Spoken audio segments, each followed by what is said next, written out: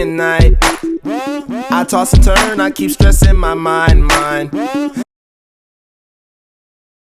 What is up, guys? Victor here with yet a brand new video. This time I want to talk about another matchup besides Ferguson and Gaethje on the UFC 249 card. This one's going to be Luque versus Price 2, a rematch from back in 2017. Now, I just want to compare and contrast both of these fighters just because both of them are very interesting and both of them are also very similar at the same time. Now, let me start with Vicente Luque, who's 17-7-1 in the UFC. 9 of his wins have been by knockout. Also, he beat Nico Price back in 2017 via Darce choke in the second round. He's also been in some slugfests, aka wars, against Brian Barberina, Mike Perry, and also Stephen Wonderboy Thompson, which has definitely put a lot of stress and definitely beaten up his body a whole lot being in those wars. If there's one thing to actually describe this man, he's very tough, he's very durable. He hasn't been knocked out in a very long time, which means he has a very strong chin. He's been blasted a lot of times to the face, but he doesn't go down. He's tough, he's durable. This guy's like a rock. He doesn't want to go down at all, which is another important thing about him. And he's not all about the knockouts at the same time. He has submitted a couple of guys in the past. And I just want to move on to Nico Price as well because he's also another interesting guy in the welterweight division. Two of these guys are very interesting in this very stacked weight class just because of how they finish off their opponents, how exciting they are, and how they are fan favorites, and also how they've had performance of the night victories as well in the past. Now, Nico Price is 14-3 in the UFC with 10 KOs. He did lose to Luque. Vicente Luque in the past in 2017.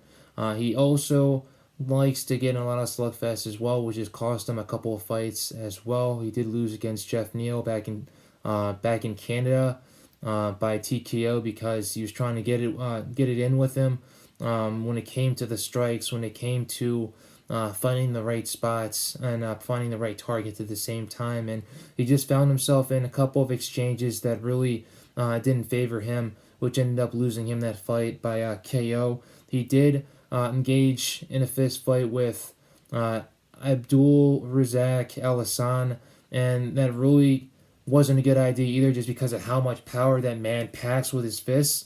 And Nico had a good game plan during that fight when it came to trying to take him down, but when he abandoned that ship, when he abandoned that game plan and just tried striking with the man, he ended up finding himself knocked out pretty fast. And it wasn't like he was KO'd or unconscious. He was just TKO'd while on the feet, and he was still standing when the fight got stopped. So it's not like Nico has a bad chin, but he's also another durable guy. He also does like to KO his opponents.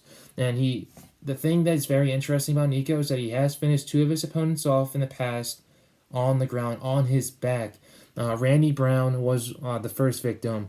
He ended up hammer fisting Randy Brown while he was on his back and KO'd him right there. Randy was basically unconscious, and the referee had to pull him off of Nico just to end the fight. Nico was really hammering those hammer fists, and it was hitting him basically fresh on the jaw, right on the jaw, which couldn't have come any flush. Now, the other guy that he did knock out was James Vick, who was a lightweight coming out the welterweight because he was having a lot of trouble at lightweight. He was having a losing streak, so he decided, hey, why not go up to welterweight? Why do I have to cut all this weight at lightweight when I can cut less weight at welterweight and possibly have a good run at the title after a couple successful good wins? Well, that plan obviously went to crap because Nico ended up KOing him via up kicks. How many times have you actually seen people KO their opponents via up kicks while they're on their back on the ground? Not that much, man. Nico is he's crazy. This guy's a lunatic, but he's also very smart and he's very creative, which is why he's had so much success in the UFC up to this point. Now, the thing that I really liked about this fight is that these guys can really finish you from anywhere, and they do like to mix it up a lot, especially Luque. He throws in his elbows, he throws in his hooks, his jabs, his combinations on the feet very beautifully. Then he does have a lot of power, but he doesn't really tend to knock out guys in the first round. It might, sometimes it comes in the second or third round. when he does get warmed up, because as you all know, the first round's usually a feeling out round.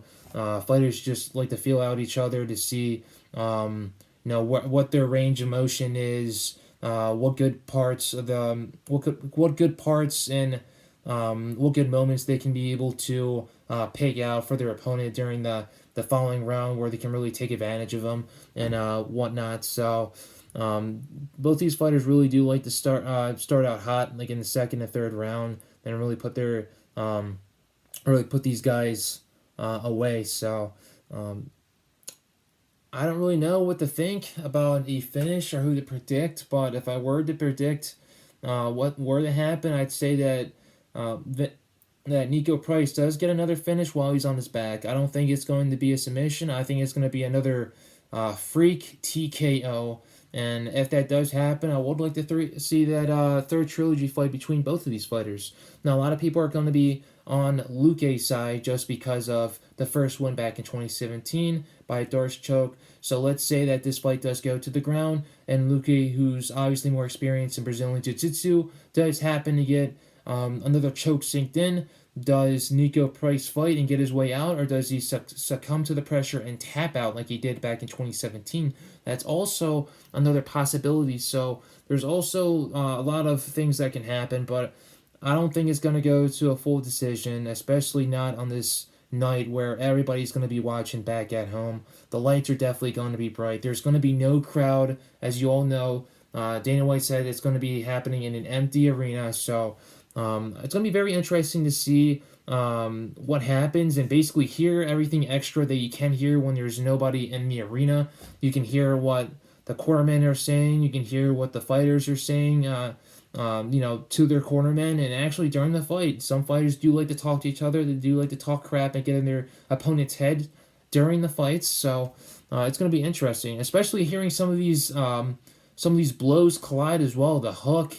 When a hook collides flush on the chin and makes a pop sound, and a lot of us can usually hear it during the replays, but you can be able to hear it during the actual fight time in real live events. So it'll be very interesting, and that's why I really do plan on focusing on this fight on the prelims. It's going to be on the prelims, and it's going to start at 8 o'clock on May 8th on ESPN2, just to let you guys know as well.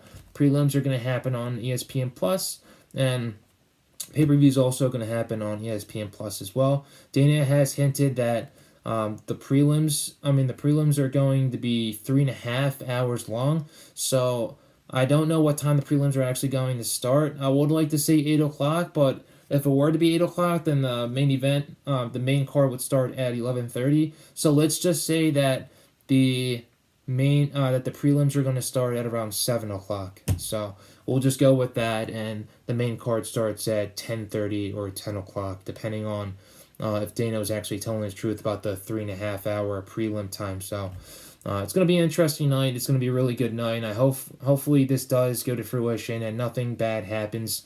One good fight already got canceled. Nunes decided to pull out because she thought she wasn't ready enough. The fight on May 8th. So it is what it is, but there's still a lot of good fights on that card. One of the most stacked cards in UFC history. So I'm looking forward to it. I know you guys are definitely looking forward to it as well. So I just want to say thank you to you guys for watching my videos so far. I really do appreciate it, especially during this time of COVID-19 where we're all locked up in our houses, and I know some states have opened up, and hopefully all 50 states can open up in the near future. And wish you guys nothing but safety, and God bless you all and your family. So thank you, and have a good night.